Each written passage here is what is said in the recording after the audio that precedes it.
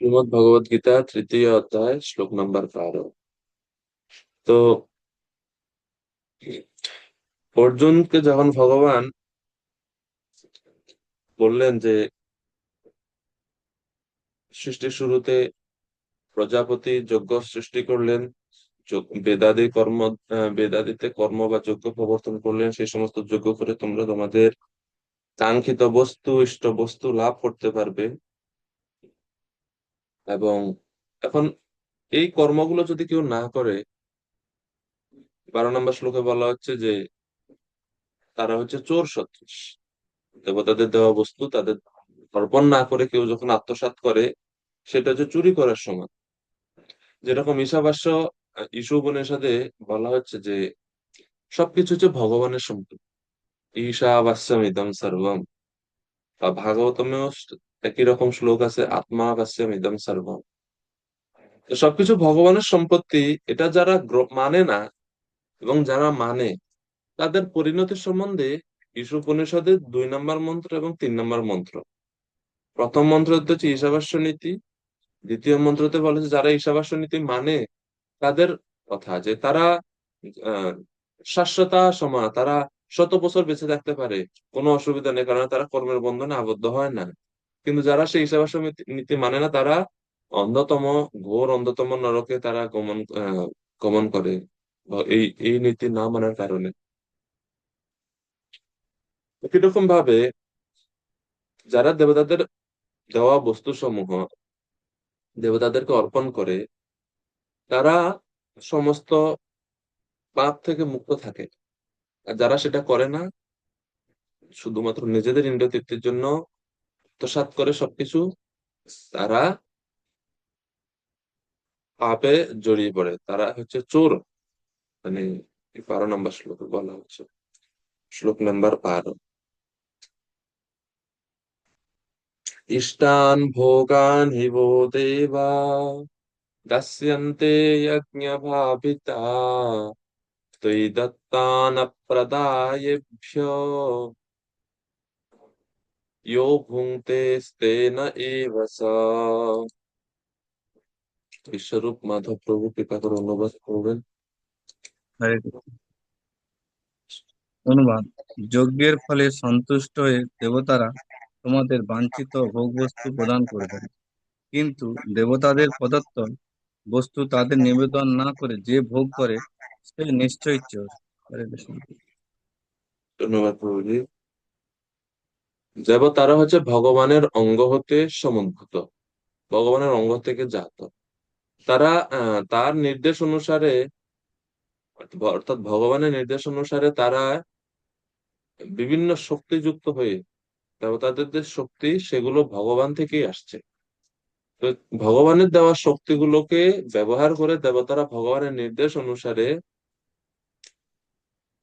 বিভিন্ন দায়িত্ব ব্রহ্মাণ্ডে পালন করে, এবং মানবগণের দ্বারা যজ্ঞে পূজিত হয়ে বৃষ্টি আদি দ্বারা যে বাঞ্ছিত ফল প্রদান করে, তা কিন্তু আবার মানবগণের পক্ষে পঞ্চ মহাযজ্ঞে ব্যবহার করা উচিত। অর্থাৎ দেবতারা যে বৃষ্টি দিলেন, বৃষ্টির মাধ্যমে, এবং কাঙ্ক্ষিত বস্তু প্রদান করেন, তার দ্বারা যে অন্ন শস্য আদি যা কিছু উৎপন্ন হয়, সেগুলো আবার মানুষের উচিত পঞ্চ মহাযজ্ঞে ব্যবহার করা। অশুদ্ধ চিত্ত ব্যক্তি পক্ষে এই কর্ম ব্যবস্থা, যদি মানব দেবতাদের প্রসাদে লব্ধ বস্তু যজ্ঞ আদি কার্যে ব্যয় না করে, কেবল আত্মতৃপ্তি সাধনে ব্যয় করে, তাহলে সে হচ্ছে চোর। এবং এই জগতে চোর যেমন রাজার নিকট দণ্ডনীয়, তেমনি সেই ব্যক্তিও যমরাজের নিকট দণ্ডার্হ বা দণ্ডনীয় বা দণ্ড গ্রহণের যোগ্য হয়ে থাকে। তো দেবতারা যে সবকিছু সরবরাহ করেন, সেটা ওনারা করেন বিষ্ণুর নির্দেশে, বিষ্ণুর শক্তিতে শক্তিমান হয়ে তারা সেগুলো করেন, তারা স্বতন্ত্রভাবে কোনো কিছু দিতে পারে না। তাই যজ্ঞ অনুষ্ঠান করে সেই সমস্ত দেবদেবীদের সন্তুষ্ট করতে শাস্ত্রে নির্দেশ দেওয়া হয়েছে। এদের এই যে দেবদেবীদের নির্দেশ, সেটা হচ্ছে নির্দেশ দেবদেবীদের উদ্দেশ্যে বিভিন্ন যজ্ঞ করার নির্দেশ দেওয়া হয়েছে, কিন্তু সমস্ত যজ্ঞের পরম ভক্ত হচ্ছে স্বয়ং ভগবান। তো যাদের ভগবান সম্বন্ধে কোনো ধারণা নেই, যারা অল্প বুদ্ধি সম্পন্ন, বিভিন্ন দেবদেবীর উদ্দেশ্যে তাদের যজ্ঞ করতে কোন নির্দেশ দেওয়া হয়েছে। কিন্তু যারা ভগবান সম্বন্ধে জানেন, যারা জানেন যে ভোক্তারম যজ্ঞ তপসাম সর্বলোক মহেশ্বরম সুহৃদম সর্বভূতানাম গাত্তামাম শান্তি উচ্চিত, এই স্তরে যারা আছে তাদের জন্য ভগবান বিষ্ণুর জন্যই যজ্ঞ নির্দিষ্ট। কিন্তু সাধারণ যে সমস্ত মানুষ বিষ্ণু যে সমস্ত যজ্ঞের ভোক্তা বা ভগবান বিষ্ণু সম্বন্ধে এখনো সেই উন্নত জ্ঞান লাভ করতে পারেননি, তাদের জন্যই এই দেবতাদের উদ্দেশ্যে যজ্ঞের কথা এখানে ভগবান বলছেন। শিল প্রপাত এভাবেই তাৎপর্য ব্যাখ্যা করছে। কেননা মানুষ বিভিন্ন গুণে গুণান্বিত, বিভিন্ন গুণের দ্বারা প্রভাবিত, তো যে যে গুণের দ্বারা প্রভাবিত সেই সেই রকম দেবতাদের আরাধনা করে। প্রভুপাদ তাৎপর্য উদাহরণ দিচ্ছেন যে যারা মাংসাশী, তাদের জড় প্রকৃতির বীভৎস রূপী কালীর পূজা করার নির্দেশ দেওয়া হয়েছে এবং কালের কাছে পশু বলি দেওয়ার বিধান দেওয়া হয়েছে। কিন্তু যারা সত্যগুণে অধিষ্ঠিত, তাদের নির্দেশ দেওয়া হয়েছে বিষ্ণুর আরাধনা করতে।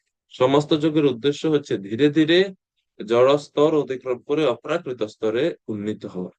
এই তিন গুণের যে ভেদ, যারা একেবারে তমগুণ বা তমগুণেরও নিচে রয়েছে যে সমস্ত মানুষ, তারা তো হুট করে বিষ্ণু আরাধনা করতে পারবে না, কারণ বিষ্ণু আরাধনাটা অনেক সাত্ত্বিক, এবং বিষ্ণুর আরাধনাতে সে ইচ্ছা করলেও সে তার তমগুণের প্রবৃত্তি কাজে লাগাতে পারবে না। সেজন্য তারা যেন কাউকে ভগবান বা আরাধ্য দেব হিসেবে গ্রহণ করে, বা তারা যেন মনে করে যে ভগবান বলতে কেউ আছে, সৃষ্টিকর্তা বলতে কেউ আছে, জাস্ট এই ভাবটা তাদের মনে জাগানোর জন্য, শ্রদ্ধা উৎপাদনের জন্য তমগুণের আরাধনার পদ্ধতি দেওয়া হয়েছে। তারা ভৈরব, কাল ভৈরব বা কালী পূজা করবে, সেখানে পশু বলি দিয়ে তাদের তাদের যে প্রবৃত্তি সেটাও চরিতার্থ হলো। আবার একই সঙ্গে তারা কাউকে মানতেছে, অ্যাটলিস্ট কাউকে না মানাচ্ছে, একজনকে মানা ভালো। এভাবে দীর্ঘদিন, দীর্ঘ কয়েক জীবন পর্যন্ত এভাবে কালী পূজা করতে করতে করতে করতে কখনো যখন যদি শুদ্ধভাবে তারা কালী পূজা করে, কালী মায়ের আশীর্বাদ হলে তারা বুঝতে পারে, এবং ভগবানের কোনো ভক্তদের সঙ্গে যদি ওই জীবের দেখা হয়, তখন সে ভক্তদের কাছ থেকে সে যখন জানতে পারবে যে আমি যেটা করছি সেটা ঠিক নয়, এবং আমি যেটা করছি এটা নিম্ন, এর থেকে আরো উন্নতর কিছু রয়েছে, তখন তার চেতনা একটু একটু একটু করে উন্নত হয়। তো এই যে আমরা এখন ভগবত ভক্তি অনুশীলন করছি এই জীবনে, এটা আমাদের প্রথম না, আমাদের এই যাত্রাটা বহু জীবন ধরে চলে আসছে। তো এক জীবনে এইরকম স্বীকৃতি বা এই যে হঠাৎ করে আমরা ভক্তি যোগে চলে আসছি, এটা এই এক জীবনের কাজ না, অনেক জীবনের, অনেকগুলো মনুষ্য জীবনের, শুধুমাত্র অনেক জীবন না, স্পেসিফিকলি যদি বলি অনেক মনুষ্য জীবনের, অনেক প্রচেষ্টা, অনেক স্বীকৃতি, অনেক পূর্ণ বলে আসলে এবং অনেক সাধুদের ভক্তদের কৃপার ফলে আমরা এই জীবনে ভক্তিযোগ গ্রহণ করার যোগ্য হয়ে উঠেছি। তো তো সেজন্য এটা অনেক রেয়ার একটা বস্তু। এজন্য বলছে ভক্তিস্তু ভগবত ভক্ত সঙ্গে না করি যায় আর কি। ভক্তি ভক্তদের সঙ্গের দ্বারাতেই জন্মায়, ভক্ত সঙ্গ না করলে মানুষের জীবনে পরিবর্তন হয় না। কুবেরের দুই পুত্র নল কুবের এবং মণিগ্রীব, তারা ছিল বিষয়ী। তারা যমুনা নদীতে নেমে পর্যন্ত ইন্দ্রতৃপ্তি করছে, মদ খেয়ে স্নান করতেছে সেখানে নারীদের সাথে। কিন্তু নারদ মুনির সঙ্গে যখন তাদের দেখা হলো, যদিও তারা কোনো তপস্যা করেনি, বিষ্ণুর আরাধনা করেনি, বা ভগবান বিষ্ণুর প্রতি তাদের অত বেশি ইন্টারেস্টও নাই, তারা বিষয়ে মত্ত, নারদ মুনির এই অভিশাপ তাদের জীবনে মোড় ঘুরিয়ে দেয়। তাদের অভিশাপ দিলেন নারদ মুনি যে বৃক্ষ হয়ে জন্মগ্রহণ করো। কিন্তু এই যে অভিশাপের ফলে পরে যখন তারা ক্ষমা চায় এবং আশীর্বাদ প্রার্থনা করে, তখন নারদ মুনি আশীর্বাদ করেন যে ঠিক আছে, বৃক্ষ হয়ে জন্মগ্রহণ করবে ঠিক, কিন্তু তোমাদের উদ্ধার করবে ভগবান শ্রীকৃষ্ণ স্বয়ং। এই নারদ মুনির অভিশাপ এবং আশীর্বাদে, অর্থাৎ নারদ মুনির ইন্টারভেনের কারণে তারা কৃষ্ণের আশীর্বাদ, কৃপা তারা লাভ করেছিলেন। শ্রীমদ্ ভাগবতম দশমী স্কন্ধে বর্ণনা আছে যে মা যশোদা যখন কৃষ্ণকে বেঁধে রাখেন উপলের সাথে, কৃষ্ণ চারিদিকে দেখতেছিলেন হঠাৎ করে ওনার চোখ গেছে সামনেই জমলার্জুন বৃক্ষ, অর্থাৎ নন্দ মহারাজের বাড়ির সামনে অনেক পুরাতন এই বৃক্ষ, অনেক লম্বা এই বৃক্ষ। তো কৃষ্ণ অ্যাকচুয়ালি হামাগুড়ি দিতে দিতে অন্যদিকে যাচ্ছিলেন, কিন্তু হঠাৎ করে নারদের কথা মনে পড়ে, দেবর্ষি মে প্রিয়তম ইমে ধনতাত্মজ তথাকারয়িষ্যামি। তা নারদ হচ্ছে আমার প্রিয়, আমি নারদের প্রতি খুবই দুর্বল। নারদ যেহেতু বলেছে যে আমি এই ধনতা আত্মজ, ধনতা আত্মজ মানে যে কুবেরের দুই পুত্রকে আমি উদ্ধার করবো, এটা নারদ মুনি বলেছে, সেজন্য আমি তাদেরকে উদ্ধার করব। যদিও আমার কোনো ইচ্ছা নাই তাদেরকে উদ্ধার করার, কারণ তারা তারা অত উন্নত চেতনা সম্পন্ন না, কিন্তু যেহেতু নারদ মুনি বলেছে, সেজন্য আমি তাদেরকে উদ্ধার করতে হবে। এই বলে ভগবান কৃষ্ণ, যদিও তিনি অন্যদিকে যাওয়ার জন্য ইচ্ছা ছিল, কিন্তু তিনি ঠিক ওই বৃক্ষ দুটির মাঝখান দিয়ে ভগবান রওনা দিলেন।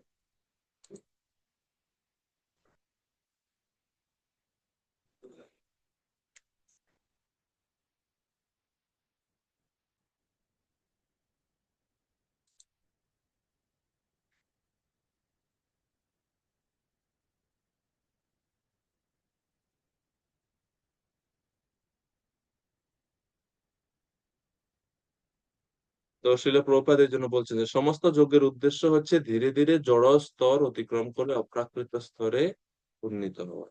সাধারণ লোকদের অন্তত পঞ্চ মহাযজ্ঞ নামক 5টি যজ্ঞ অনুষ্ঠান করা অবশ্যই কর্তব্য। যে যারা বিষ্ণু যে পরমেশ্বর সেই তত্ত্ব সম্বন্ধে যাদের জ্ঞান কম রয়েছে, বৈদিক শাস্ত্রে তাদের 5টাই মহাযজ্ঞ করার জন্য বলা হয়েছে, যেন তারা বিভিন্ন কর্মফল থেকে মুক্ত হতে পারে, পাপ থেকে মুক্ত হতে পারে। বিভিন্ন যজ্ঞের বিধান রয়েছে। পঞ্চমহাযজ্ঞ কি কি? গরুড় পুরাণে বলা হচ্ছে, ধ্যাা অধ্যাপনম ব্রহ্মযজ্ঞ, পিতৃযজ্ঞস্তু তর্পণম, হোম দৈব বলির ভৌত, নৃযজ্ঞ অতিথি পূজনম। এই হচ্ছে পঞ্চমহাযজ্ঞ। প্রথমে হচ্ছে অধ্যায়নম ব্রহ্মযজ্ঞ, ব্রহ্মযজ্ঞ করা। ব্রহ্মযজ্ঞ মানে হচ্ছে অধ্যয়ন, অধ্যাপনম, অর্থাৎ গীতা ভাগবত আদি বৈদিক শাস্ত্র অধ্যয়ন করা, সেটা হচ্ছে ব্রহ্মযজ্ঞ। 2 নম্বর হচ্ছে পিতৃযজ্ঞ, পিতৃযজ্ঞস্তু তর্পণম, পিতৃযজ্ঞ মানে হচ্ছে শ্রাদ্ধ তর্পণ আদি করা পিতৃপুরুষদের উদ্দেশ্যে।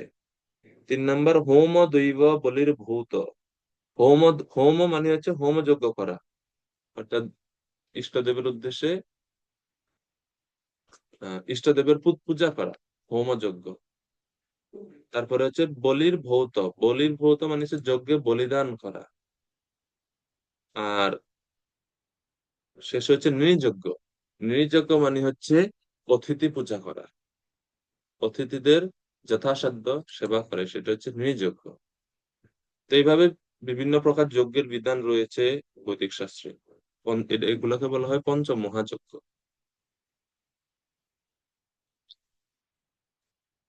আসলে প্রপাত শেষে বলছেন যে কলিযুগের যজ্ঞ হচ্ছে ভগবানের নাম সংকীর্তন। শেষে প্রপাত, যজ্ঞ যেখানে আছে প্রভুপাদ এই কথা বলেন, যজ্ঞ মানে হচ্ছে নাম সংকীর্তন।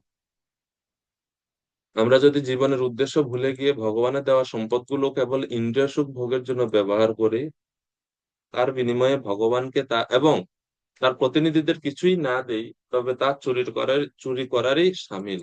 এবং তা যদি আমরা করি, তাহলে প্রকৃতির আইনে আমাদের শাস্তি ভোগ করতেই হবে। যে সমাজ চোরের সমাজ, তা কখনোই সুখী হতে পারে না, কেননা তাদের জীবনে কোনো উদ্দেশ্যই নেই।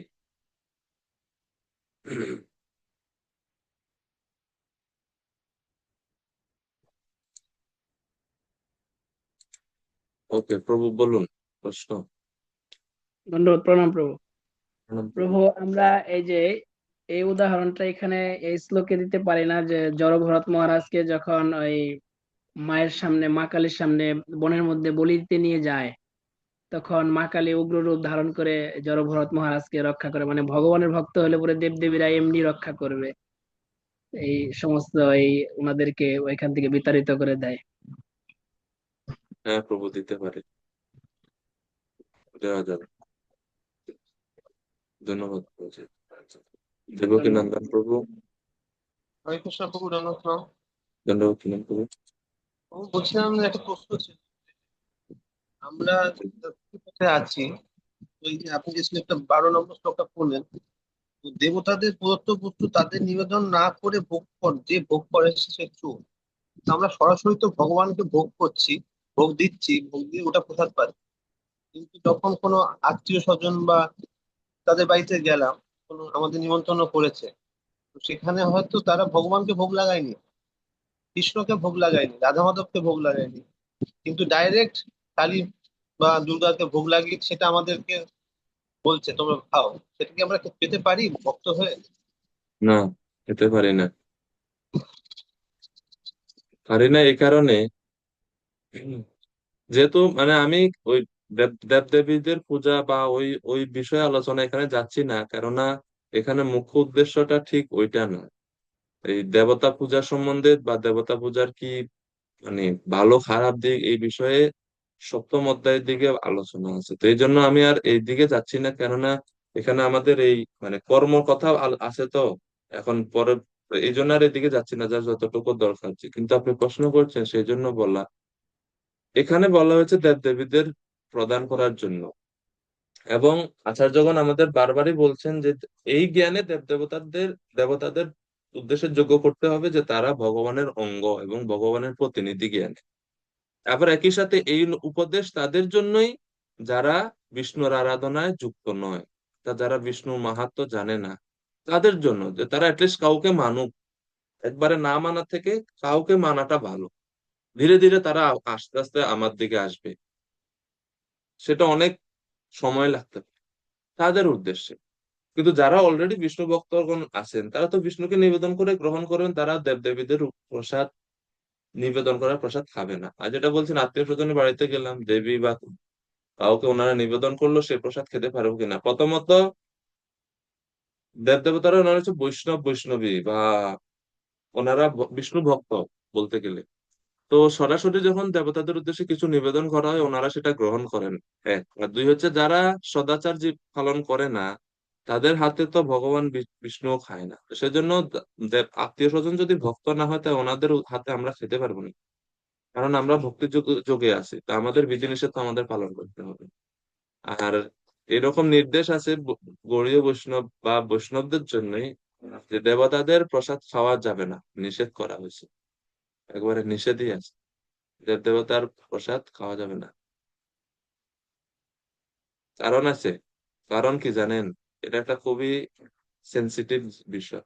তো এখন এটা রেকর্ড হচ্ছে ক্লাস, এখন কেউ এই সম্বন্ধে আবার অন্যরা অন্যভাবে নিবে না, নেওয়া উচিত না। বলার উদ্দেশ্য হচ্ছে এটা, যে এটা হচ্ছে একটা ভালোবাসার জিনিস, ভালোবাসার জিনিস। আমি কৃষ্ণকে ভালোবাসি, আমি ওনাকে ভালোবাসি, শুধুমাত্র সেবা করি না, আমি ওনাকে ভালোবাসি। তো উনি হচ্ছে আমার প্রাণনাথ, আমি সবসময় ওনাকে নিয়েই থাকবো, আমি কেন আরেকজনের কাছে যাব?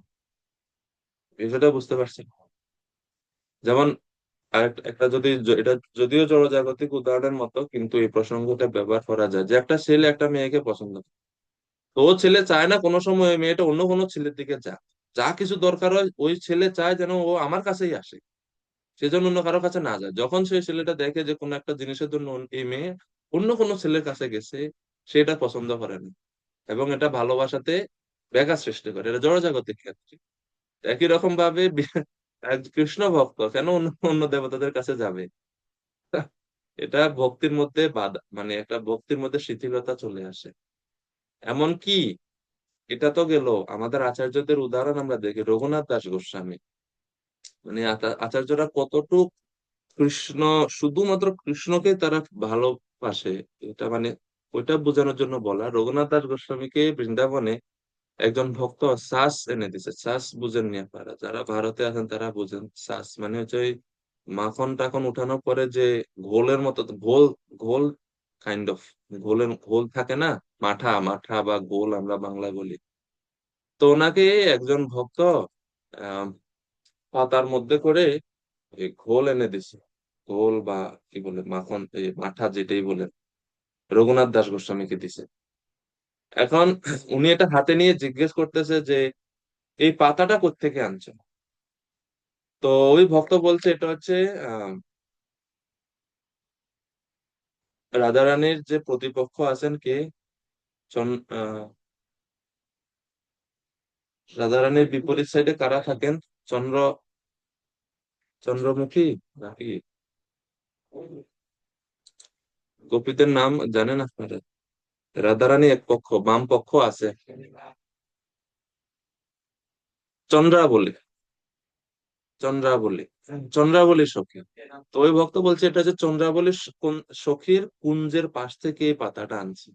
আর রঘুনাথ দাস গোস্বামী ওই ওই মাখন সহিত ওই পাতা ওই ওর মানে ড্রাগে দূরে নিক্ষেপ করছে এখানে, যে তুমি কেন চন্দ্রাবলীর ওইখান থেকে পাতা ওই পাতাতে কেন আমাকে দিবি? আমি হচ্ছে রাধারানীর আহ অনুগত, আমি চন্দ্রাবলীর কুঞ্জের পাতাতে আমি কেন, আমি মাখনই মানে এই যে শ্বাস আমি খাবই না।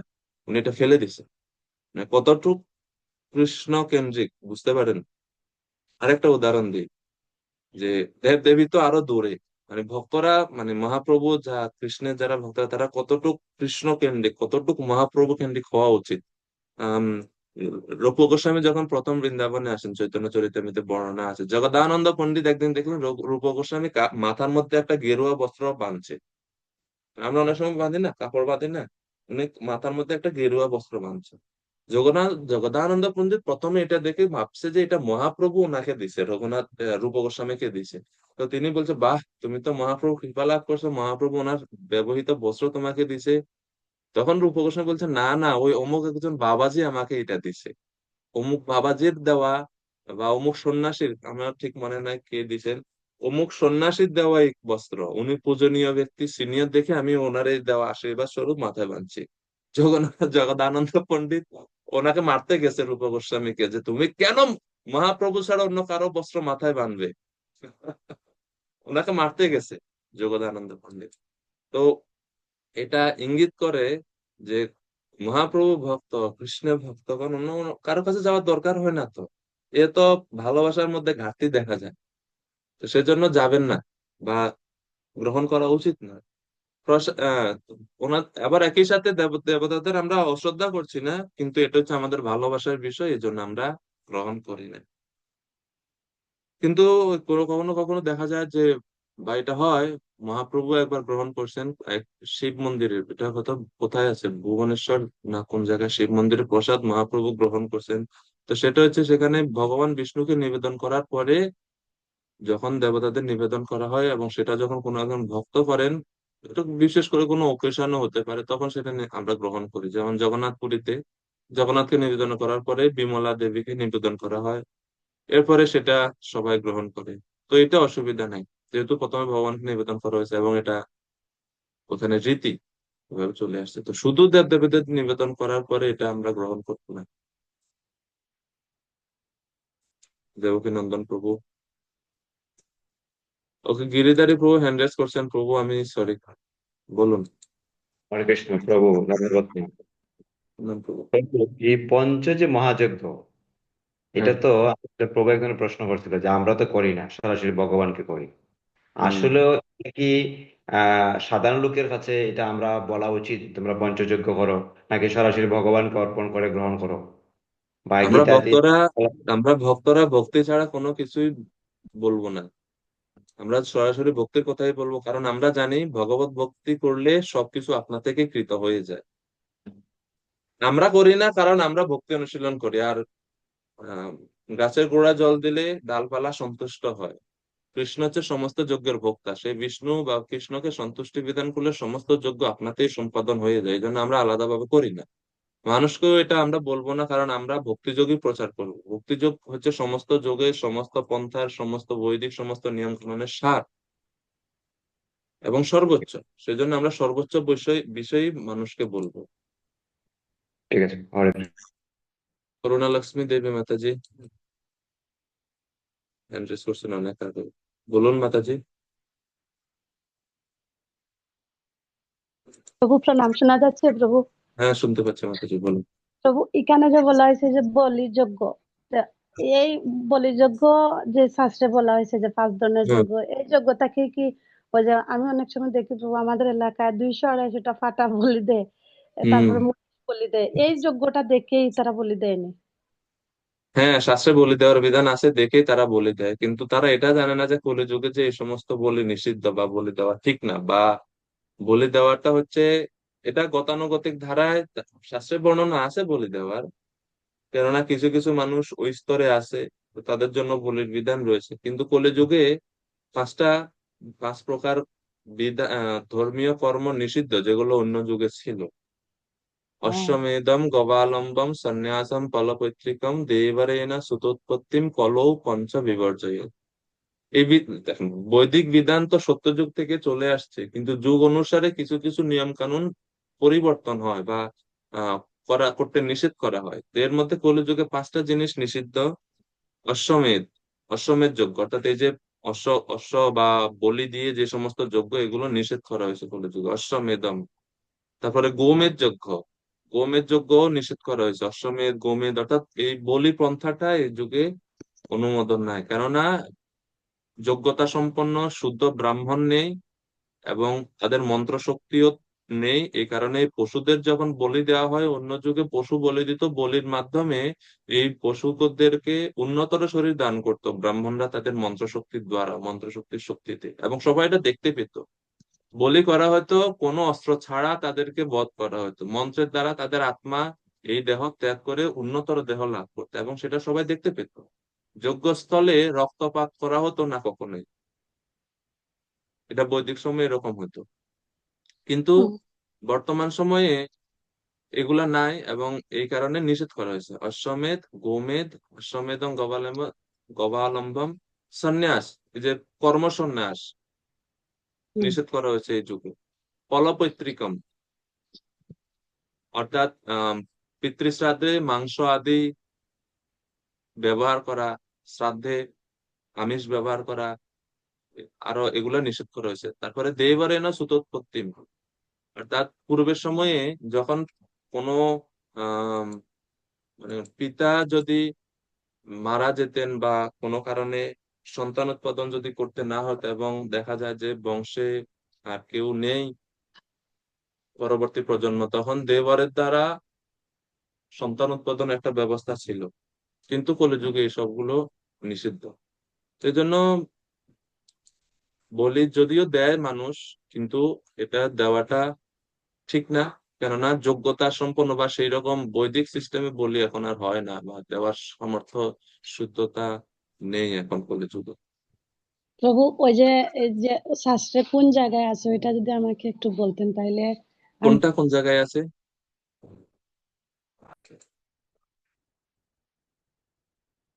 12 নম্বর শ্লোকে যখন ভগবান এভাবে বললেন, অর্জুন ভাবছে মনে মনে যে আমার যজ্ঞ, দেবতা এবং জীবনের ঐশ্বর্য, এগুলো কোনো কিছু প্রয়োজন না।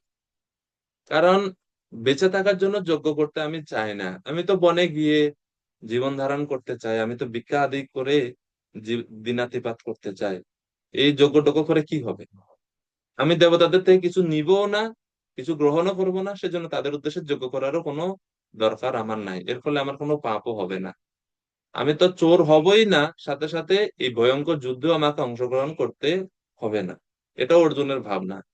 এখন কৃষ্ণ অর্জুনকে বলছে, তুমি যে বনে গিয়ে ভিক্ষা করে জীবন ধারণ করবে বা ফল আদি খেয়ে জীবন ধারণ করবে, বনে এই বৃক্ষ ফল এগুলা কে দিচ্ছে?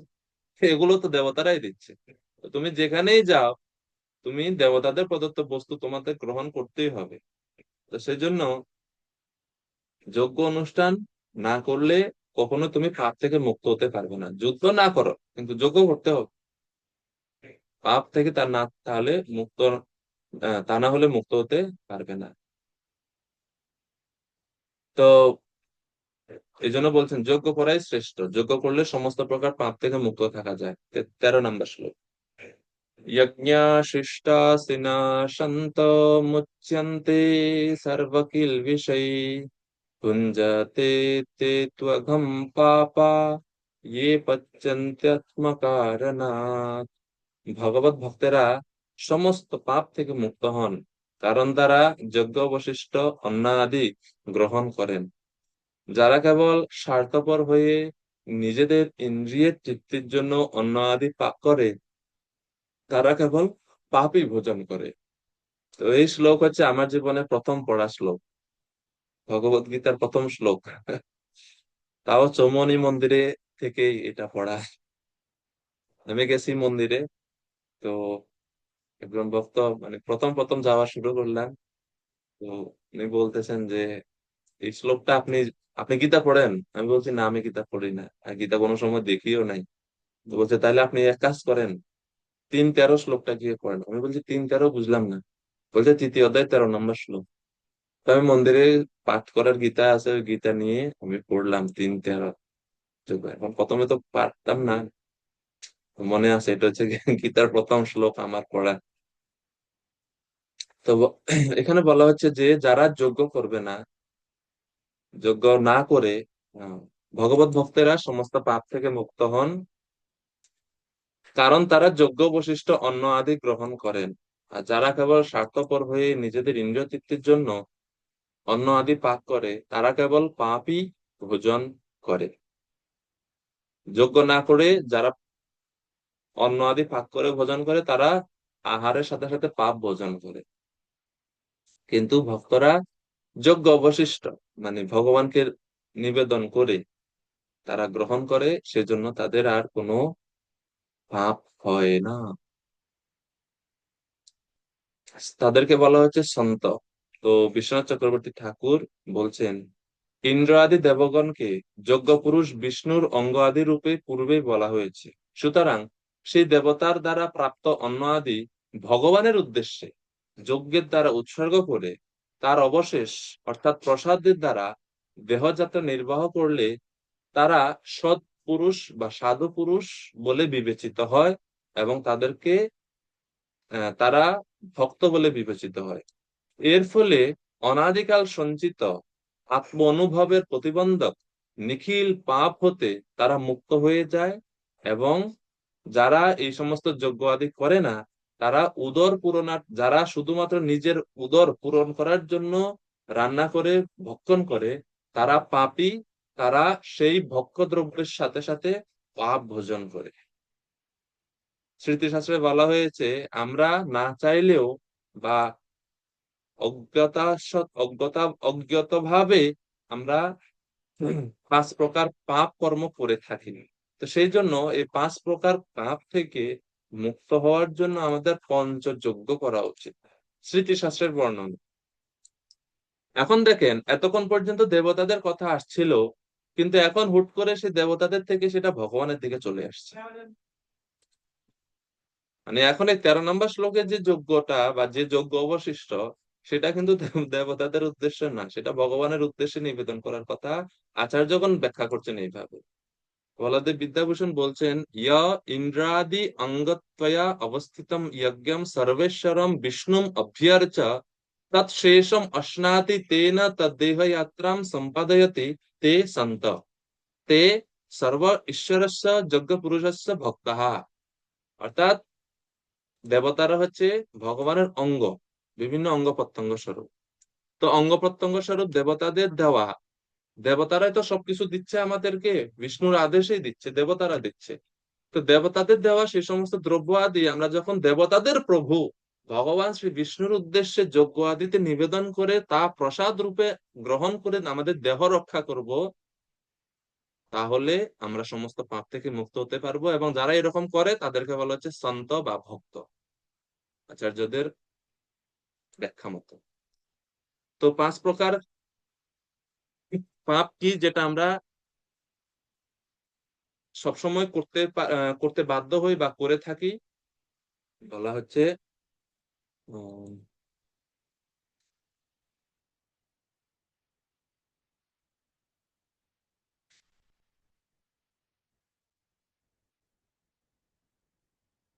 কুণ্ডনী পেশনী চুল্লি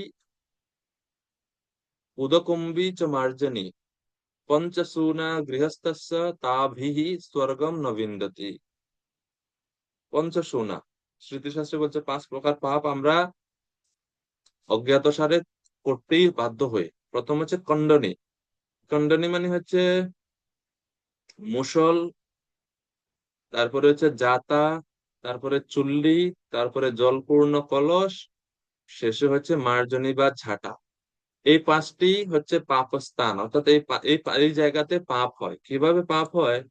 মুসলের দ্বারা যখন আমরা কোনো মুসলে যখন আমরা কোনো মশলা মানে গুঁড়ো করা হয়, জাতা দিয়ে যখন কোনো কিছু পিষা হয়, চুলায় যখন আগুন জ্বালানো হয়, জলপূর্ণ কলস, কলসে যখন জল ভরা হয়, এবং যখন ঝাড়ু মোছা বা পরিষ্কার মার্জনা আদি করা হয়, এর ফলে বিভিন্ন প্রাণী বা অনেক প্রাণীদের দেহ ত্যাগ হয়, তারা মৃত্যুবরণ করে আমাদের হাতে। তো এই জন্য যারা নিজের ভোজনের জন্য রন্ধন করে, তারা এই যে পাঁচটা পাপ কর্ম, সেই পাঁচটা পাপ কর্মে লিপ্ত হয়, এই জন্য তারা স্বর্গ লাভ করতে পারে না। পঞ্চসুনা গৃহস্থস্য তাভি স্বর্গম ন বিন্দতি। তো রান্না করতে গেলে এই কাজগুলো হয়ে যায়, কারণ জল ভরতে হয়, ঝাড়ু দিতে হয় জায়গা, চুলায় রান্না করতে আগুন দিতে হয়, অনেক প্রাণী মারা যায়, 5 প্রকার পাপ হয়ে থাকে। আর এই 5 প্রকার পাপ যদি হয়, স্বর্গ লাভ করতে পারে না। এটা হচ্ছে ধর্মশাস্ত্রের নির্দেশ সাধারণ মানুষদের প্রতি। এবং এই জন্য তাদের জন্য নির্দিষ্ট করা হয়েছে পঞ্চসুনা কৃতম পাপম পঞ্চযজ্ঞই উপহতি। অর্থাৎ এই পঞ্চযজ্ঞ দ্বারা, মানে আমরা আগের শ্লোকে যে পঞ্চযজ্ঞ বললাম, সেই পঞ্চযজ্ঞের দ্বারা এই 5 প্রকার পাপ থেকে মানুষ মুক্ত হতে পারে, এই জন্য তাদের যজ্ঞ করা কর্তব্য। আর আচার্য যখন ব্যাখ্যা করছেন, যজ্ঞ বলতে বিষ্ণুকে নিবেদন করা। তো ভগবত ভক্তরা ভগবান বিষ্ণুকে নিবেদন করে প্রসাদ অন্ন গ্রহণের মাধ্যমে সমস্ত প্রকার পাপ কর্ম থেকে তারা মুক্ত থাকতে পারে। ভগবানের প্রসাদের এই হচ্ছে লাভ, প্রসাদ গ্রহণের বিশেষ লাভ বা সুবিধা। শাস্ত্রে ভগবানকে নিবেদন করে প্রসাদ অন্ন গ্রহণের অনেক মাহাত্ম্য বর্ণনা করা হয়েছে। হরি ভক্তি বিলাসে বিশেষ করে বলা হয়েছে যে যারা ভগবানকে নিবেদন করে বিষ্ণু অবশিষ্ট ভক্ষণ করে, তারা হচ্ছে দেবতা সম। यो माम अर्चनम कृत्वा तंत्र प्रापनमुत्तमम शेषम अन्नम समश्नाति तथा সুখ্যাতরম লোকিম। বরাহ পুরাণে বলা হচ্ছে, যে আমার পূজা করে আমাকে উৎকৃষ্ট অন্ন নিবেদন করে, তা অবশিষ্ট অর্থাৎ পূজার শেষে তা ভোজন করে, তা তদপেক্ষা কে বেশি সুখী হতে পারে? অর্থাৎ সেই ব্যক্তি থেকে আর বেশি সুখী কে হতে পারে? আর কেউ হতে পারে না। এরপরে বলা হচ্ছে স্কন্দ পুরাণে, শঙ্খোদকম তীর্থ বরাদ্বরিষ্টম পাদোদকম তীর্থ গণাদ গরিষ্ঠম নৈবেদ্য শেষম ক্রতুকোটি পুণ্যম নির্মাল্য শেষম ব্রতদান তুল্যম। শঙ্খ জল উৎকৃষ্ট তীর্থ হতেও প্রধান। মানে অনেক তীর্থ রয়েছে, অনেক অনেক তীর্থ রয়েছে ব্রহ্মাণ্ডে, পুরো পৃথিবীতে, কিন্তু সমস্ত প্রকার তীর্থ থেকে শঙ্খের যে জল, শঙ্খ জল, সেটা সমস্ত তীর্থ থেকে সবচেয়ে শ্রেষ্ঠ। তারপরে পাদোদকম তীর্থ গণাদ গরিষ্ঠম। পাদোদক ভগবান বিষ্ণু অভিষেকের জল বা ভগবানের চরণ ধৌত জল, সেই পাদোদক চরণামৃত সমস্ত তীর্থ জল থেকে শ্রেষ্ঠ। নৈবেদ্য শেষম ক্রতুকোটি পুণ্যম। নৈবেদ্য অবশেষ, অর্থাৎ ভগবানকে যখন কেউ নিবেদন করে কোনো জিনিস, ভোগ্য বস্তু নিবেদন করেন, এই নৈবেদ্যের অবশেষ অর্থাৎ প্রসাদ হচ্ছে কোটি যজ্ঞের পূর্ণ স্বরূপ। অর্থাৎ কোটি কোটি যজ্ঞ করলে যে ফল একজন ব্যক্তি লাভ করে, ভগবানকে নিবেদন করে জাস্ট প্রসাদ প্রসাদ গ্রহণের ফলে সে সমস্ত কোটি যজ্ঞের পুণ্য এই ব্যক্তি লাভ করে। চিন্তা করেন আমরা প্রতি বেলা কত কত পুণ্য ফল লাভ করতেছে জাস্ট প্রসাদ গ্রহণের ফলে। এরপরে বলছে নির্মাল্য শেষম ব্রত দান তুল্যম।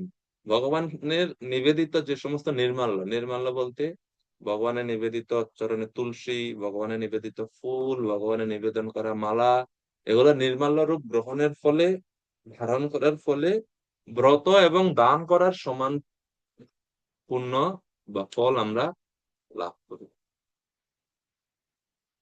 আরো স্পেসিফিক ভাবে বলা হচ্ছে, এই শ্লোকে তো বলছে কোটি, কত কোটি।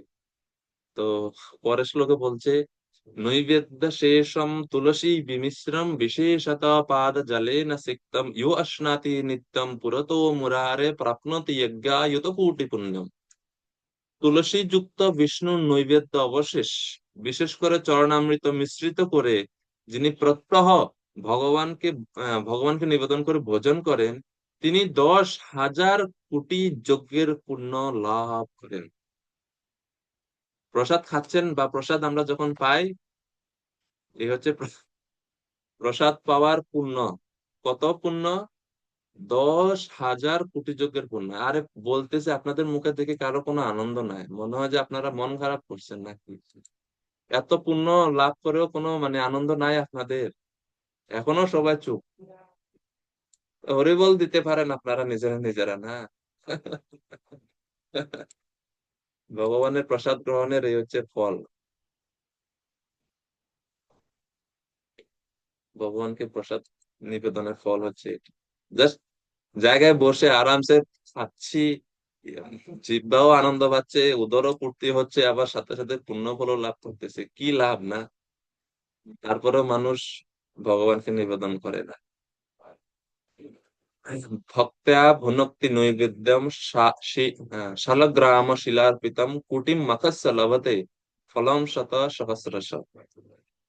কিন্তু কন্ডিশন হচ্ছে ভক্তিযুক্ত ভাবে সেটা নিবেদন করতে হবে এবং ভক্তিযুক্ত চিত্তে সেই প্রসাদ গ্রহণ করতে হবে। প্রসাদ গ্রহণের সময় কিছু নিয়ম নীতি আছে। প্রথমত, প্রসাদ গ্রহণের সময় প্রসাদের অবমাননা করা যাবে না। দূর, কি রান্না করছে, কোন দিকে খেয়াল থাকে তোমার, লবণটা দিছো না ঠিক মতো, বলা যাবে না এইভাবে। প্রসাদ যখন খাচ্ছেন বা প্রসাদ গ্রহণ করছেন, প্রসাদ গ্রহণের সময় কোনো কমেন্ট করা যাবে না প্রসাদ বিষয়ে। যদি লবণ একটু কমও হয়, ঝাল একটু বেশি হয়, প্রসাদ গ্রহণের সময় বলতে পারবেন না। এটা প্রসাদের অবমাননা হবে। কেননা ভগবান, দেখেন, প্রসাদ হচ্ছে ব্রহ্ম বস্তু। উপনিষদে বলেছে অন্নম ব্রহ্ম রসম ব্রহ্ম। অন্ন ব্রহ্ম বস্তু। ব্রহ্মর অপমান, আপনি বিগ্রহের সামনে দাঁড়িয়ে তো আপনি বলতে পারেন না পূজারীকে, দূর আপনি কেমন সাজাচ্ছেন, সুন্দর হয়েছে না। এটা ভগবান শুনলে মন খারাপ করবে, এটা অপরাধ, বিগ্রহের অপমান। একই রকম ভাবে প্রসাদ, এই জন্য ভক্তিযুক্ত চিত্তে সেটা গ্রহণও করতে হবে এবং ভক্তিযুক্ত চিত্তে সেটা ভোগও নিবেদন করতে হবে। দুইটাই ভক্তিযুক্ত। গীতা ভগবান বলছে না, ভক্তাহম, সরি, পত্রম পুষ্পম ফলম তয়ম ইয়ো মে ভক্তা প্রয়চ্ছতি তদহম ভক্তি উপহিতম। তো ভক্তিটা হচ্ছে মেইন। তাহলে এই সব কোটি কোটি যজ্ঞের ফল তখনই লাভ হবে যখন এই ভক্তিটা থাকবে। তো এই জন্য স্কন্দ পুরাণে আরো বলছে যে শালগ্রাম শিলাতে যখন কেউ ভোগ নিবেদন করে ভক্তিযুক্ত চিত্তে, এবং ভক্তিযুক্ত চিত্তে যখন তিনি সেটা গ্রহণ করে, এর ফলে শত সহস্র কোটি যজ্ঞের ফল লাভ হয়ে থাকে।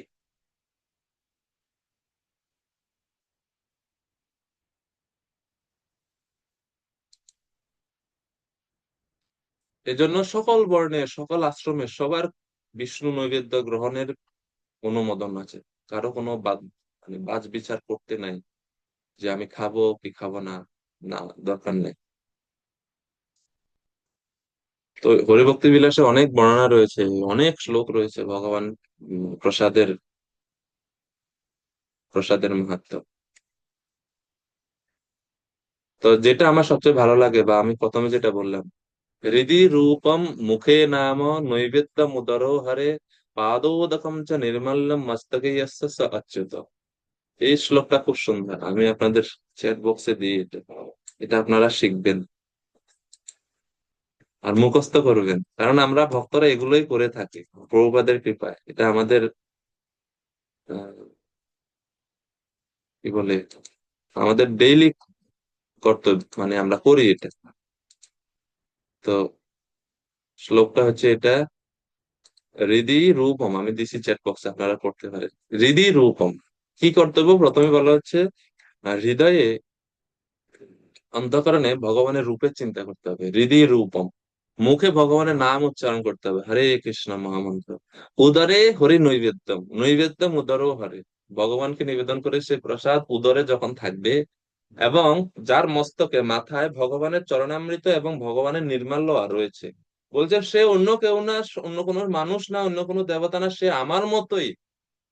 ইয়স্য স অচ্যুত, তিনি শ্রী অচ্যুত সদৃশ মহান, মানে ভগবানের মতন হয়ে যান সেই ভক্ত যে এই পাঁচটা জিনিস করে।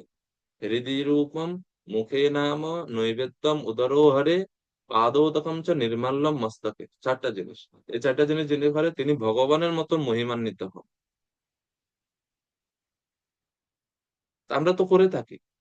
আমরা হৃদয়ে ভগবানের নাম, ভগবানের রূপের চিন্তা করি, মুখে ভগবানের নাম করি, আমরা উদরে ভগবানের প্রসাদই রাখি, এবং মস্তকে আমরা ভগবানকে নিবেদন করা ফুল এবং মালা আদি গ্রহণ করতে হবে এর ফলে।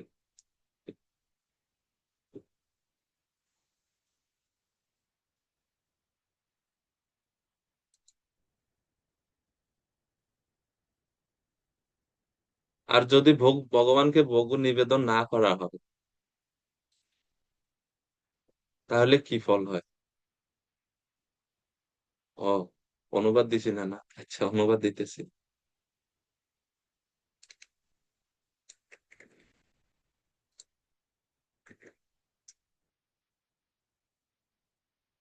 অনুবাদ দিলাম, দেখেন অনুবাদ। এবং এই যে ভগবানকে নিবেদন করা প্রসাদ, ভগবানের প্রসাদ, এটা দেবতাদের অত্যন্ত দুর্লভ। ইন্দ্রাদি দেবতা সর্বা মানসীম তনুম আশ্রিতাঃ ভোজনম কুর্বতে নিত্যম মানুষানন্ত কা কথা। যে মহাপ্রসাদান্ন দেবতাদের পক্ষে অত্যন্ত দুর্লভ। ইন্দ্র আদি সকল দেবতাগণ মনুষ্য দেহ গ্রহণ করে, মানে মানুষের মতো দেহ ধারণ করে তারা প্রসাদান্ন ভোজন করে। প্রসাদ গ্রহণের জন্য তারা আসে এই জগতে। মানুষগণ যে মহাপ্রসাদ ভোজন করিবে তার অধিক কি কথা, মানে মানুষের জন্য তো এটা কত মহিমান্বিত, সেটা সে সম্বন্ধে আর বলার অপেক্ষা রাখে না। তো কেউ যদি ভগবানকে নিবেদন না করে ভোজন করে, গোবিন্দকে নিবেদন না করে ভোজন করে, তাহলে কি হয়?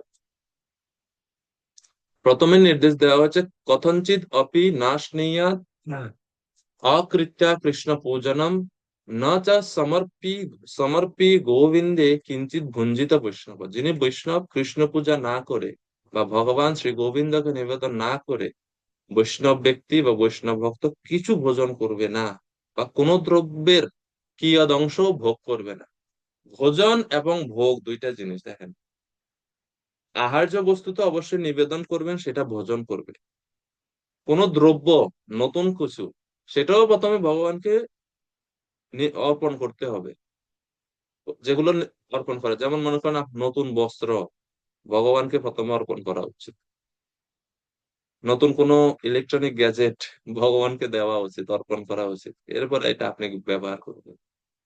তো জুতা এখন বলিয়েন না যে জুতা নিবেদন করবো কিনা, জুতা তো নিবেদন করা যাবে না। এটা এটা না। তো নিবেদন করা ভোগ, তারপরে ভোগ করবেন। আর কুর্ম পুরাণে বলা হচ্ছে যে অনর্চয়িত্বা গোবিন্দম ইয়ো ভুক্তম ধর্মবর্জিতই শ্রানবিষ্টা সমম চন্নম নিরম চ সুরয়া সমম। কঠিন শ্লোক। যে গোবিন্দকে পূজা না করে, ভগবানকে নিবেদন না করে যিনি ভোজন করেন, সেই সকল ব্যক্তি ধর্মচ্যুত হয়, কিন্তু ধর্ম থেকে চ্যুত হন। এবং সেই ব্যক্তির অন্ন, সে যা কিছু খাচ্ছে, অন্ন কুকুরের বিষ্ঠা তুল্য। শ্রান বিষ্ঠা সমম চন্নম।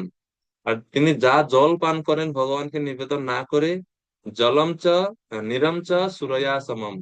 জল মদিরা বা মদ পানের তুল্য। কঠিন।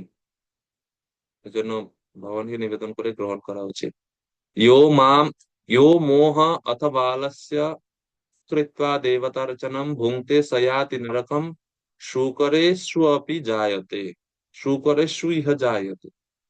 যে আলস্যবশত বা মোহবশত ভগবান শ্রীহরির অর্চন না করে আহার করলে সে নরকগামী হয়, এবং নরক থেকে শাস্তি ভোগ করার পরে এই পৃথিবীতে এসে শুকর দেহ লাভ করে।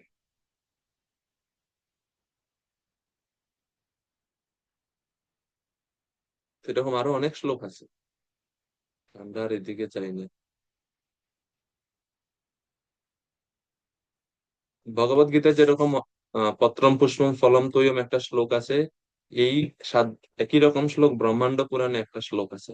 সেখানে বলা হচ্ছে, পত্রম পুষ্পম ফলম তৈয়ম অন্নম পানাদি ঔষধম অনিবিদ্যত ভুঞ্জিত যদ আহারা যদ আহারায় কল্পিতম অনিবিদ্যত ভুঞ্জান প্রায়শ্চিত্তি ভবেন্নর তস্মাৎ সর্বম নিবেদ্যেব বিষ্ণু ভুঞ্জিত সর্বথা। অর্থাৎ পত্র, পুষ্প, ফল, জল, অন্ন, যা কিছু, এমনকি ঔষধ, যা নিজের ভোগের জন্য কল্পিত হয়েছে, ভগবান শ্রীহরিকে নিবেদন না করে যা কিছু যা ভোজন করা উচিত নয়। নিবেদন না করে আহার করলে মানুষকে প্রায়শ্চিত্ত করতে হয়, সুতরাং সবসময় যাবতীয় দ্রব্য বিষ্ণুকে অর্পণ করে ভোজন করবে। এইভাবে আরো অনেক শ্লোক আছে। যাই হোক, আপনাদের হ্যান্ড রেজের সংখ্যা বেড়ে গেছে এখন, জিজ্ঞাসা করতে হবে। মাতাজি বলুন, রঙ্গদেবী মাতাজি। হ্যাঁ, হরে কৃষ্ণ, প্রণাম প্রভু। মাঝখানে বিরক্ত করছি। ও বলছি, আপনি যে বলছেন যে সবকিছু ভগবানকে নিবেদন করতে হয়, আমরা করছি, কিন্তু অনেক সময় হয় আমি যখন ভগবানকে নিবেদন করতে যাই কোনো কিছু, যে আমার দুটো ছোট ছেলে আছে, তারা এসে বলে যে এটা আমার জন্য করছো তো, এটা আমি খাবো তো, আমি এটা এটা নিবেদন করে আমি পাবো, মানে এরকম কথা বলে। কিংবা আমার অনেক সময় মনে হয় যে হ্যাঁ, তারা স্কুলে যাবে, আমি তাড়াতাড়ি করে রান্না করে ভোগ লাগাচ্ছি, মানে চিন্তাটা আমার আসে যে তারা খাবে, সেই উদ্দেশ্যে তো সেইটা কি ভগবান গ্রহণ করেন?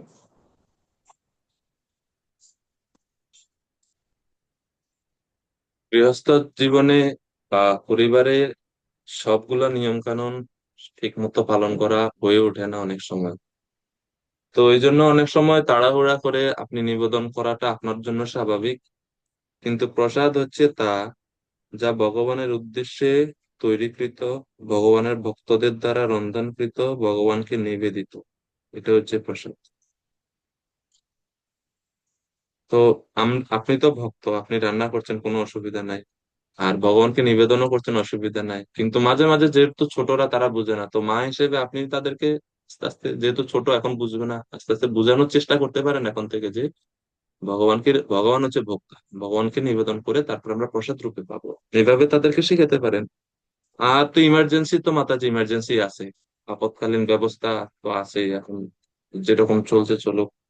এখন আমি যদি বলি না আপনাকে একবারে সব বিধি বিধান মেনে করতে হবে, তো তো এটা সম্ভব না, বাস্তবমুখী না। তো যতটুকু সম্ভব শুদ্ধ চেতনা নিয়ে ভোগ নিবেদন করা উচিত, আমি এটাই বলবো মাতাজি। চেতনাতে এটাই রাখা যদি ভগবানের জন্য রান্না করা হচ্ছে।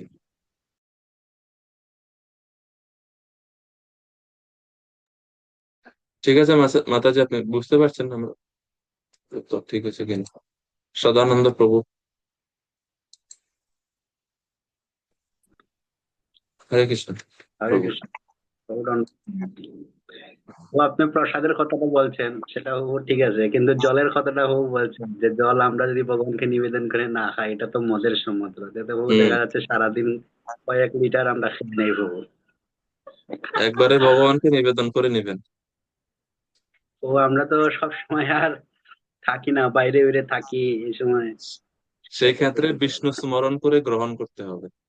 শ্রী বিষ্ণু শ্রী বিষ্ণু শ্রী বিষ্ণু বলে জল পান করিবেন যখন বাইরে থাকবেন। ঘরে থাকলে ভগবানকে নিবেদন করে জল খাওয়া উচিত, বা বিষ্ণু স্মরণ করে খাওয়া উচিত।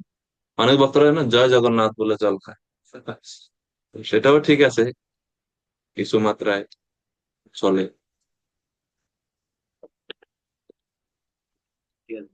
গীতা ভগবান বলছে না, রসাহম অপ্সু কৌন্তেয়, আমি হচ্ছে জলের রস। এই জন্য ভগবানকে স্মরণ করে খাওয়া উচিত, সবচেয়ে ভালো নিবেদন করে।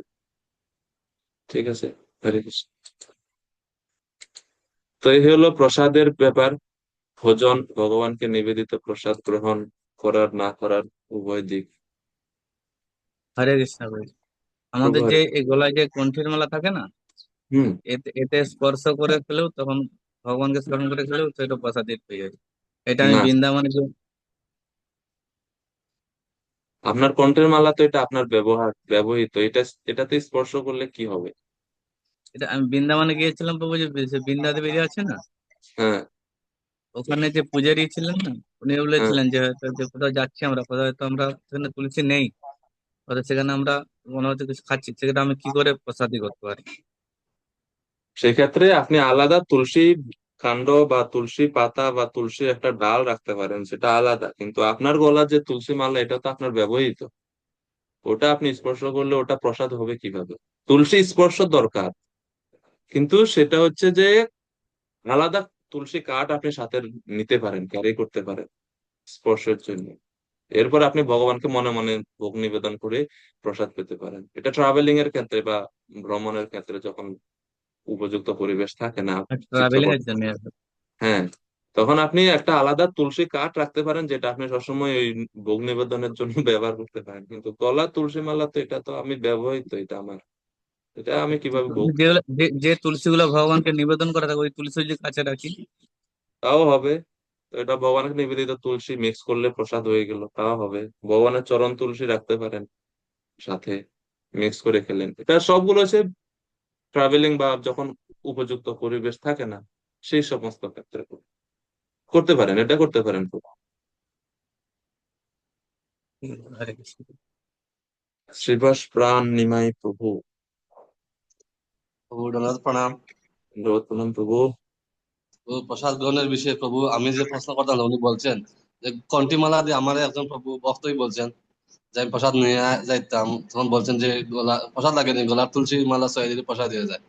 সেটা তো আমি জানছি না কতটুকু। তো আজকে যেহেতু প্রভু প্রশ্ন করছেন এর জন্য আমার একটু জানার আগ্রহ বাড়লো যে এটা আসলে কি গলার মালা দিয়ে কি প্রসাদি করে ভগবানের প্রসাদ পাওয়া যাবে?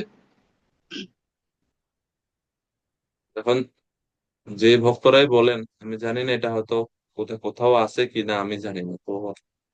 আমার তো মনে হয় না এটা তুলসী স্পর্শ করতে পারে, কিন্তু এটা গলার মালা তো আমি তো ব্যবহার করতে, এটা তো অলরেডি আমার ব্যবহার, যদি এটা আবার আমি কিভাবে স্পর্শ করবো? যে বক্তা বলেন ওনাদের জিজ্ঞেস করতে পারেন যে প্রভু এটা কি আসলে শাস্ত্রে কোথাও আছে নাকি, শাস্ত্রে কোথাও থাকলে বলেন কোন জায়গায় আছে, আমরা পড়ে দেখি একটু, তাইলে কনফার্ম হলাম।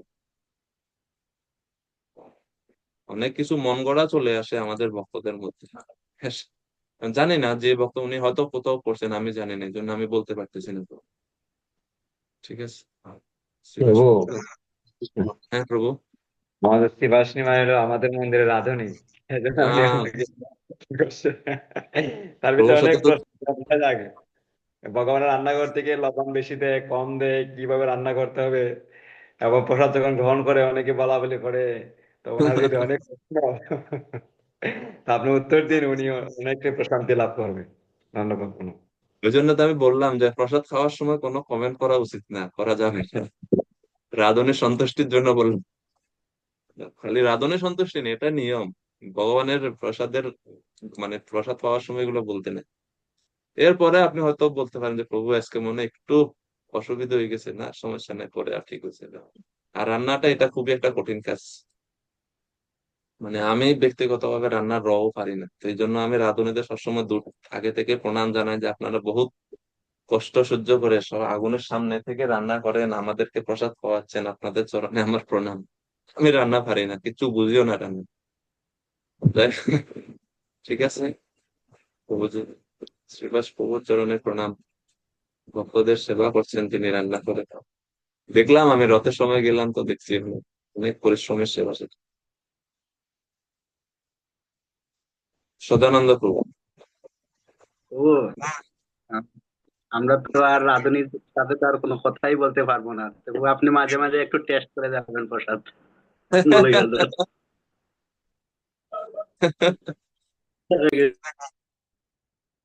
যাই হোক, 14 থেকে 16 এখন যজ্ঞ চক্র নামে ভগবান, এই যজ্ঞ কিভাবে আসছে, যজ্ঞ করলে কি হয়, সংসার চক্র বা যজ্ঞ চক্র সম্বন্ধে এখন ভগবান 14, 15, 16 তিনটি শ্লোকে যজ্ঞ চক্রের কথা ভগবান বলছেন, কিভাবে যজ্ঞ আসে। তো 14 নম্বর শ্লোক, अन्नात् भवन्ति भूतानि पर्जनात् सम्भव यज्ञात् भवति पर्जन्यो यज्ञ कर्म समुद्भव। অন্ন খেয়ে প্রাণীগণ জীবন ধারণ করে, বৃষ্টি হওয়ার ফলে অন্ন উৎপন্ন হয়, যজ্ঞ অনুষ্ঠান করার ফলে বৃষ্টি উৎপন্ন হয়, শাস্ত্রোক্ত কর্ম থেকে যজ্ঞ উৎপন্ন হয়। এই হচ্ছে যজ্ঞচক্র। জীবন ধারণ করে প্রাণীরা কি খেয়ে? খাদ্য, শস্য। খাদ্যশস্য কিভাবে উৎপন্ন হয়? বৃষ্টি থেকে। বৃষ্টি নির্ভর করে কিসের উপরে? যজ্ঞ সম্পাদনের উপরে। যজ্ঞ কোত্থেকে আসে? কর্তব্য কর্ম বা কর্ম থেকে। এই পর্যন্ত। এখন কর্ম কোত্থেকে আসে? পরের শ্লোকে, আমরা পরের শ্লোকটাও পড়ে নেই, পরে আমরা দেখবো।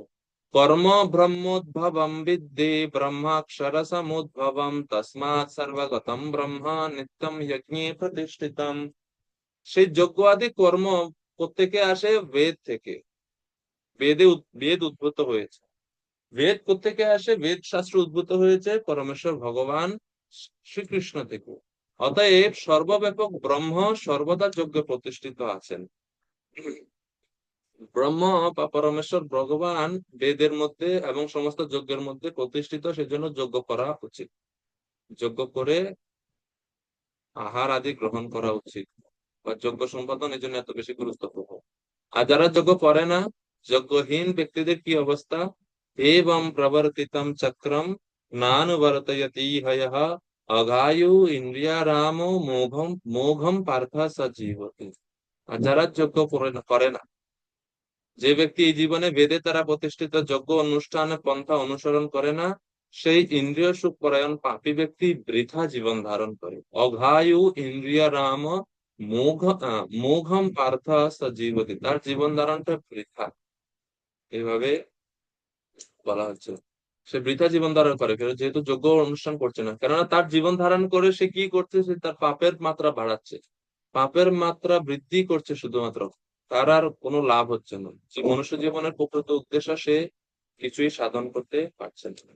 তো এইভাবে ভগবান যজ্ঞ চক্রের কথা এই শ্লোকে ব্যাখ্যা করছেন। যজ্ঞ চক্র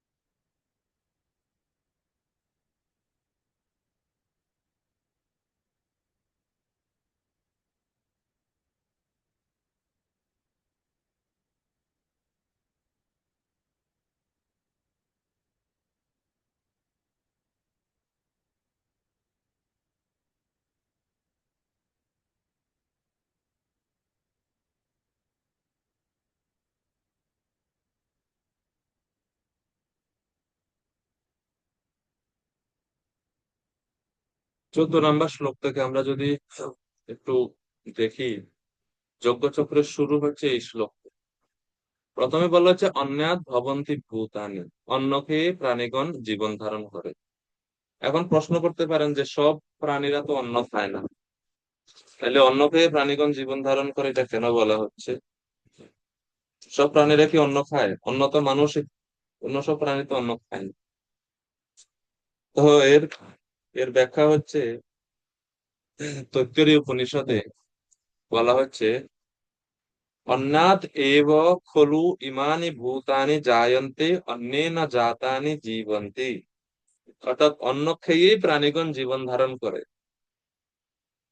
অন্ন দ্বারাই প্রাণ ধারণ করে। আমরা, আমাদের আহার্য বস্তু আমাদের কাছে অন্ন, গাভী যে ঘাস খায় সেটা তার কাছে অন্ন। অর্থাৎ প্রাণীদের আহার্য যে বস্তু, যার যার যে যে বস্তু খেয়ে তারা জীবন ধারণ করে, সেই বস্তু হচ্ছে তাদের জন্য অন্ন। অন্ন বলতে এখানে শুধু ভাতকে বোঝানো হচ্ছে, উপনিষদে এইভাবে বলা হচ্ছে।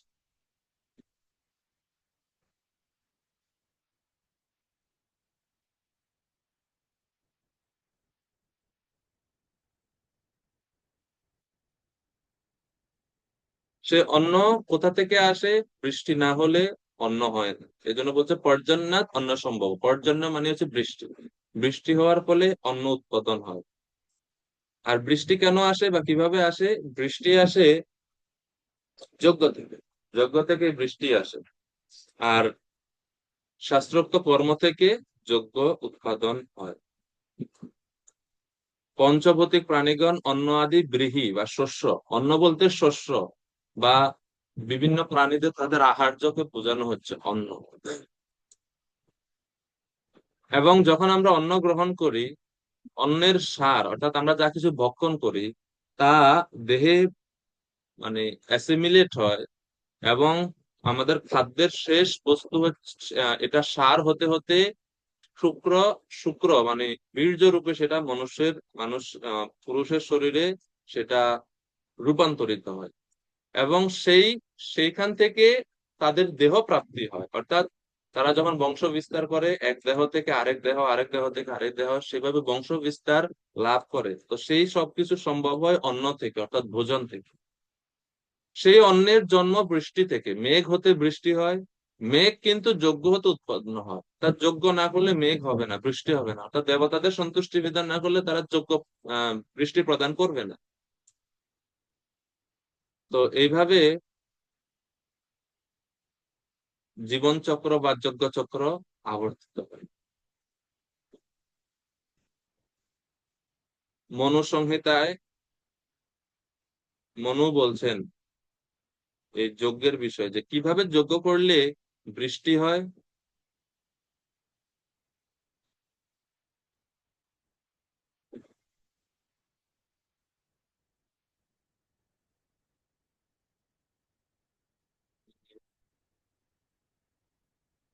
অগ্নৌ অগ্নৌ প্রাহ আহুতি সম্যক আদিত্যম প্রতিষ্ঠতে, আদিত্যা জায়তে বৃষ্টি, বৃষ্টির অন্নম ততঃ প্রজা।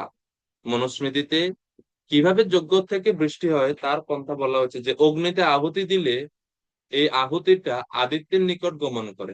আদিত্য মানে দেবতা, দেবতা, এবং আদিত্য হতে অর্থাৎ আদিত্য অর্থাৎ দেবতাদের, দেবতারা, দেবতাদের যে রাজা মানে বৃষ্টির যিনি দেবতা, তিনি আদিত্য হতে বৃষ্টি হয়।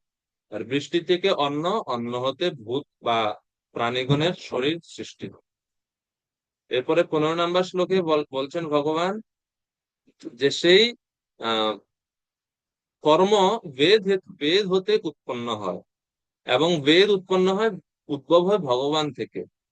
উপনিষদে বলা হয়েছে অস্য মহত ভূতস্য নিঃশ্বসিতম এতদ ইয়দ ঋগ্বেদ যজুর্বেদ সামবেদ অথর্ব অঙ্গিরসঃ। অর্থাৎ সেই মহাপুরুষ, মহা বিষ্ণু ভগবানের নিঃশ্বাস থেকে ঋগ্বেদ, যজুর্বেদ, সামবেদ, অথর্ব বেদ, এই সমস্ত বেদ প্রকাশিত হয়। অর্থাৎ ভগবান থেকে বেদ আদি সবকিছু প্রকাশিত হয়েছে। বৃহদারণ্যক শ্রুতিতে এটা বলা হচ্ছে, ভগবানের নিঃশ্বাস থেকে সমস্ত বেদ আসে, এবং এই বেদ থেকে যজ্ঞ আদি কর্ম হয়, আর বেদ আসে ভগবান থেকে। এই জন্য ভগবান বা ব্রহ্ম হচ্ছে সমস্ত যজ্ঞে ব্যাপৃত থাকে, প্রতিষ্ঠিত থাকে, এবং এই যজ্ঞ অনুষ্ঠানের ফলে সবাই পাপ মুক্ত হতে পারে। আর যারা এই যজ্ঞ করে না, 16 নম্বর শ্লোকে তাদের কথা বলেছে, তারা বৃথা জীবন ধারণ করে। কারণ তারা মনুষ্য জীবনের যে উদ্দেশ্য সেটাই তারা করছে না, উল্টা তারা তাদেরকে আরো বেশি করে কর্মবন্ধনে আবদ্ধ করে রাখছে। এই জড় জগতে মানুষ শাস্ত্রের অনুশাসন না মেনে জোরপূর্বক ইন্দ্রিয় তৃপ্তি করতে চায়, এবং এর ফলে তাদের পাপ হয়। কিন্তু স্বর্গের দেবতারা স্বর্গের শাস্ত্রের অনুশাসন মেনে ইন্দ্রিয় তৃপ্তি করে, সেজন্য স্বর্গের দেবতাদের কোনো পাপ হয় না। মনুষ্য জীবনের উদ্দেশ্য হচ্ছে ব্রহ্ম জিজ্ঞাসা, পারমার্থিক প্রগতি, কিন্তু সেটা যখন কেউ করে না, বৃথায় জীবন ধারণ। এজন্য তাদের বলছে অঘা আয়ু, তাদের আয়ুকে তারা পাপ কার্যে ব্যবহার করছে, এজন্য তাদের বলছে অঘ আয়ু। এবং ইন্দ্রিয়ারাম, অর্থাৎ তারা ইন্দ্রিয় তৃপ্তির জন্যই জীবন ধারণ করছে, এই জন্য বলছে ইন্দ্রিয়ারাম। এই জন্য বলছে তাদের জীবনে, এটা মনুষ্য জীবনের সদ্ব্যবহার তারা করতে পারে। তো এইভাবে 16 নম্বর শ্লোক পর্যন্ত যজ্ঞ চক্রের কথা ভগবান বলছেন। এখন 17 থেকে 35 নম্বর শ্লোক পর্যন্ত ভগবান বলবেন যে যে ব্যক্তি এইভাবে যজ্ঞ আদি করে অন্তঃকরণ শুদ্ধ করেছেন, যিনি উপলব্ধি করেছেন তার কর্ম করার কোনো প্রয়োজন নেই, অর্থাৎ তিনি এখন কর্মযোগের কথা বলে, কর্মযোগ থেকে এখন যখন ওনার অন্তঃকরণ শুদ্ধ হয়েছে, তখন তিনি জ্ঞান মার্গের বা জ্ঞান স্তরে আসেন, এবং এই জ্ঞানের স্তরে জ্ঞানের কোনো কর্ম করার দরকার হয় না, কোনো কর্ম করার দরকার হয় না, তবুও তার কর্ম করা উচিত, নিষ্কাম ভাবে কর্ম করা উচিত, শুধুমাত্র দৃষ্টান্ত স্থাপনের জন্য। যদিও তিনি জ্ঞান স্তরে আছেন, তার কর্ম করার দরকার নাই, কিন্তু তারপরেও তার কর্ম করতে হবে দৃষ্টান্ত স্থাপনের জন্য। তো এই বিষয়ে 17 থেকে 35 নম্বর শ্লোকে ভগবান বলবেন। আমরা সামনে ক্লাসে